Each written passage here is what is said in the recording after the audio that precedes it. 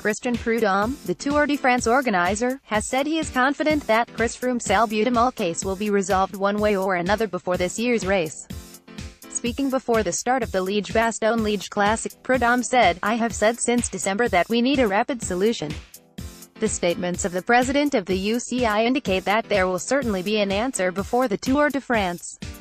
"I have absolute confidence in the UCI to do that." The president of the UCI has said there certainly won't be one before the Giro d'Italia, but there certainly will be one before the Tour de France. "We must have that answer." Meanwhile, sources in Italy have indicated the Giro organizers do not feel it is likely that a ruling will be made on the Froome case while the race is actually in progress. Froome's adverse analytical finding for salbutamol occurred during the Tour of Spain last year.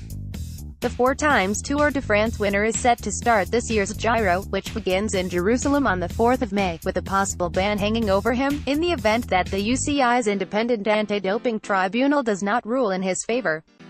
The Team Sky leader has continued to train and race, finishing 4th last week in the Tour of the Alps, his final build-up event before the Giro, which he is starting for the first time since his run of Tour de France victories began, in the hope that he can land Grand Slam of back-to-back major Tour wins. He remains convinced of his innocence in the salbutamol affair, maintaining he is certain the final verdict will go his way. Prudhomme preferred not to give a immediate and direct response when asked straight up if he felt that a situation might arise in which, if the Froome case remained without a resolution before July, the organizers ASO might feel they should exclude Froome from the Tour under the rule that permits the organizers to deny entry to a rider or team whose presence is judged potentially detrimental to the image of the event. Instead, he repeated his call for a rapid resolution. "We need an answer. And we are hopeful of having an answer before the start of the Tour.